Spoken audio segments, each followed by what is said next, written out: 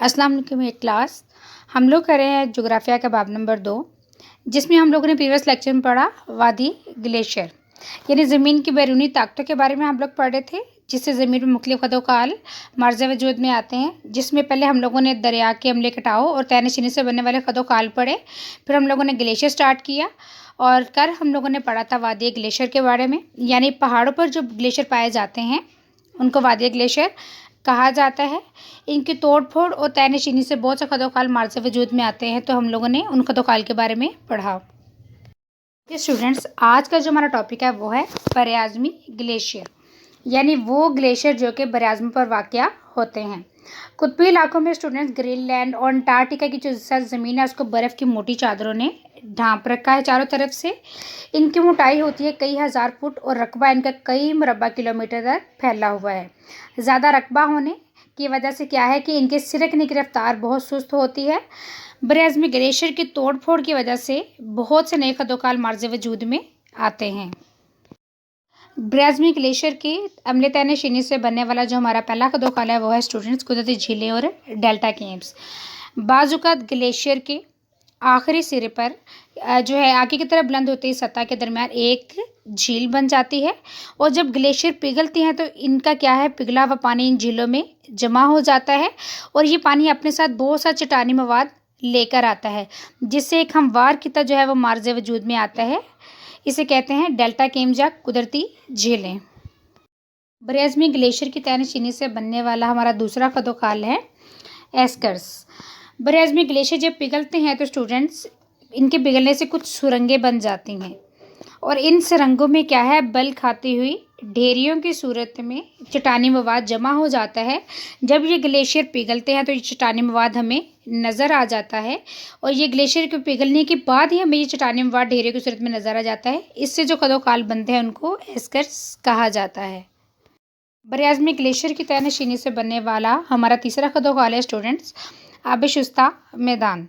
Glacier से जो नदियाँ निकलती हैं अपने साथ बारीक चट्टानी मवाद जैसे कि मिट्टी और इंतहाई बारीक रेत को बहुत आगे तक एक हमवार मैदान की सूरत में बिछा देती हैं। इस तरह जो मैदान मर्ज़ वजूद में आते हैं वो कहलाते हैं आबिशुस्ता मैदान। यानी ग्लेशियर पिघला और अपने साथ इंतहाई बारीक मिट्टी के ज़रात को इसने आगे तक जो है वो फैला दिया और ये खुश्क जो बारीक चट्टानी ज़रात है, रेत के ज़रात हैं, ये मैदान की सूरत में फैल जाते हैं। इसे कहते हैं आबिशुस्ता मैदान। नेक्स्ट हमारा बरआज़मी ग्लेशियर की तैरनशीनी से बनने वाला खदोकाल है ड्रमलिन्स। अब स्टूडेंट्स ग्लेशियर पिघले बगैर जो है कुछ चट्टानी मवाद को तैरनशीन करता है। ये चट्टानी मवाद रेत और मिट्टी के छोटे छोटे कंकरों पर मुश्तमिल होता है और बाज़-औक़ात ये जो मवाद है हमारा चट्टानी ये टीलों की सूरत में इकट्ठा होता है, इन्हें ड्रमलिन्स कहते हैं। इसकी शक्ल जो है या तो उल्टे चम्मच जैसी भी हो सकती है या फिर अंडे जैसी भी हो सकती है। यानी ग्लेशियर पिघलता नहीं है और अपना जो चट्टानी मवाद है उसको टीलों की शक्ल में इकट्ठा करता है। इनको ड्रमलिन्स कहा जाता है। इन्हें हम उल्टे चम्मच या अंडे से भी तशबीह दे सकते हैं। बरआज़मी ग्लेशियर की तैरनशीनी से बनने वाला हमारा चौथा खदोकाल है इख्तितामी बार। जैसे वादी ग्लेशियर भी हम लोगों ने पढ़ा था, तैरनशीनी से बनने वाला इख्तितामी बार लास्ट हमारा पॉइंट था, सेम यही यहाँ पर है कि वादी ग्लेशियर की तरह बरआज़मी ग्लेशियर के आखिरी सिरे पर भी जमा होने वाला चट्टानी मवाद जब ग्लेशियर के पीछे हटता है तो अपने साथ लाए हुए चट्टानी मवाद को एक ढेरी की सूरत में जमा कर देता है, तो इसे हम लोग कहते हैं इख्तितामी बार। जैसे कि हम लोगों ने स्टूडेंट्स पढ़ा कि दरिया भी ज़मीन की बैरूनी ताकत है, इसके भी अम्ले कटाव और अम्ले तैरनशीनी से बहुत से खदोकाल मर्ज़ वजूद में आते हैं। फिर हम लोगों ने ग्लेशियर पढ़ा कि ग्लेशियर भी ज़मीन की बैरूनी क़ुव्वत है जिसके अम्ले तैरनशीनी और अम्ले कटाव से बहुत से खदोकाल मर्ज़ वजूद में आते हैं। तो नेक्स्ट हमारा जो टॉपिक है वो है हवा के बनावे ज़मीनी खदोकाल, यानी हवा भी ज़मीन की एक बैरूनी ताकत है।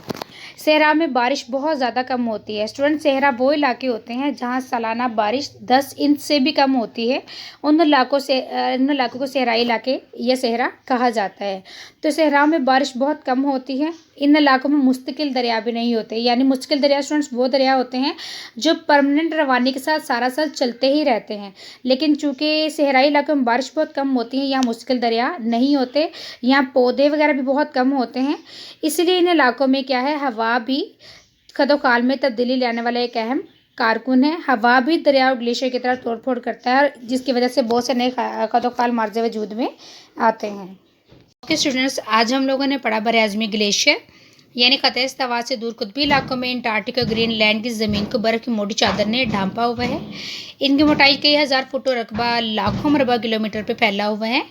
चूँकि ढलान कम है, इसलिए बहुत कम रफ्तार से सिरकते हैं और इनके तोड़ फोड़ से भी क्या है, बहुत से कदोखाल मार्जे वजूद में आते हैं। तो पहला बनने वाला कदोखाल है स्टूडेंट्स, वो है कुदरती झीलें और डेल्टा केव्स।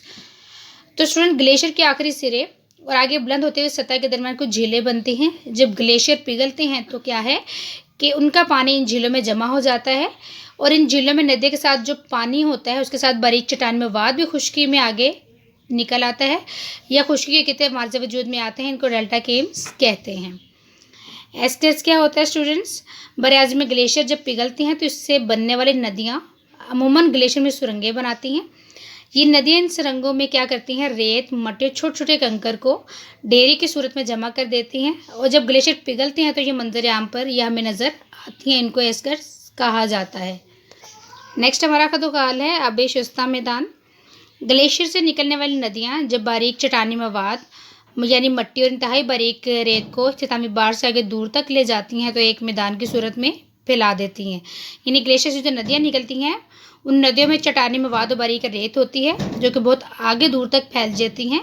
इससे जो मैदान बनते हैं उनका आबे-ए-शुस्ता मैदान कहा जाता है। ड्रमलेंस, ग्लेशियर चट्टानी मवाद को बगैर पिघले खुद एक जगह पर तैनाशीन करता है और इस मवाद में रेत मट्टी के अलावा छोटे छोटे कंकर भी शामिल होते हैं। बाज़-औक़ात ये टीलों की शक्ल में इकट्ठे होते हैं। इनको ड्रमलिन्स कहते हैं। इन्हें हम उल्टे चम्मच या अंडे से भी तशबीह दे सकते हैं। इख्तितामी बार किसे कहते हैं? जिस तरह वादी ग्लेशियर होता है इसी तरह वादी ग्लेशियर की तरह बरआज़मी ग्लेशियर के भी आखिरी सिरे पर जमा होने वाला चट्टानी मवाद ग्लेशियर के पीछे हटने के बाइस एक ढेरे की शक्ल में तैनाशीन हो जाता है। इसे इख्तितामी बार कहते हैं।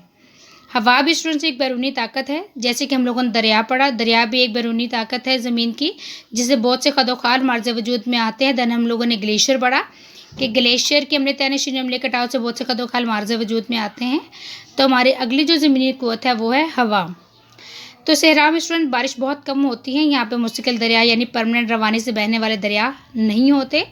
नबातात यानी पौधे भी यहाँ बहुत कम होते हैं। तो इन इलाकों में हवा तब्दीली लाने वाले एक अहम कारकुन है। हवा भी दरिया ग्लेशियर की तरह तोड़ फोड़ करता है और इसके भी हमले तैनाशीन से बहुत से कदोखाल मार्जे वजूद में आते हैं। तो स्टूडेंट्स, आज हम लोगों ने पढ़ा बरआज़मी ग्लेशियर के हमले तैनाशीन से बनने वाले कदोखाल। तो जो टॉपिक स्टूडेंट्स आप लोगों को पढ़ाए गए हैं वो आप लोगों ने अच्छे तरीके से याद करने हैं।